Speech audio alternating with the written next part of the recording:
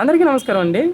మన కోళ్ళు తినే తిండి మనం కూడా తినమేమో! ఎందుకిలా అన్నానంటే ఒకసారి మీరే చూడండి. వాటికి నేను ఉలవలు, రాగులు, గంట్లు ఇలాంటివన్నీ కూడా కలిపేసి పెడుతున్నాను. ఇవన్నీ ఒకప్పుడు మన తాతల కాలంలో తినేటోళ్ళు. అందుకే వాళ్ళు ఎంతో ఆరోగ్యంగా ఉన్నారు. ఈ ఉలవలు, రాగులు, గంట్లు, జొన్నలు ఏవైతే ఉన్నాయో ఇవన్నీ కూడా ఇవి చాలా మంచిది ఆరోగ్యానికి. కానీ మనం ఏంటంటే బియ్యానికి అలవాటు పడిపోయాం. ఎప్పుడైతే ఫ్రీ రేషన్ ఇవన్నీ కూడా వస్తున్నాయో వీటి వల్ల మరీ ఇంకా ఎక్కువ అలవాటు పడిపోయాం. ఇంకా పోలిక. కోట బియ్యం బాగోట్లేదు. ప్యాకెట్ బియ్యం అయితే బావుంటది. వాళ్ళు కూడా బ్రాండ్‌లేసుకొని, పాలిష్ చేసి, ఇంకా బిర్యానీ రైస్ అని చాలా రకాలుగా అమ్ముతున్నారు.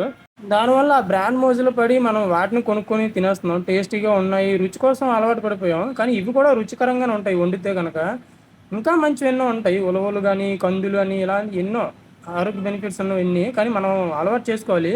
ఈ మధ్యన కొందరు యూట్యూబర్స్, ఇన్‌ఫ్లుయెన్సర్స్ ద్వారా మనకు తెలుస్తున్నది అవన్నీ కూడా. ప్రస్తుతానికైతే చాలా ఊర్లలో వీటిని కోళ్ళకి, ఆవులకి, మేకలకి దానాగా మాత్రమే వినియోగిస్తున్నారు. చాలా వరకు మనుషులు కూడా తినడం లేదు. నేను కూడా మెల్లిమెల్లిగా అలవాటు చేసుకోవాలనుకుంటున్నాను. ఉలవల్లి, రాగుల్లి ఆటిల్లి వాటి వల్ల చాలా హెల్త్ బెనిఫిట్స్ ఉన్నాయి. ఉలవల వల్ల అయితే మనకి హై ప్రోటీన్ ఉంటుంది. అండ్ ఆటిల్లో ఐరన్ ఇంకా కాల్షియం లాంటివి ఉంటాయి. ఇంకా రాగులు, ఇంకా జొన్నలు లాంటి వాటి వల్ల డైజెషన్ బాగా అవ్వడం, ఎముకలు గట్టిపడడం లాంటివి అవుతాయి. అండ్ షుగర్ ఉన్న వాళ్ళకైతే అవి చాలా మంచిది. షుగర్ అంత వేగంగా పెరిగిపోదు. వీటి వల్ల ఇన్ని మంచి బెనిఫిట్స్ ఉన్నా కూడా మనం తినడం లేదు. మన కోళ్ళకే పెడుతున్నాం.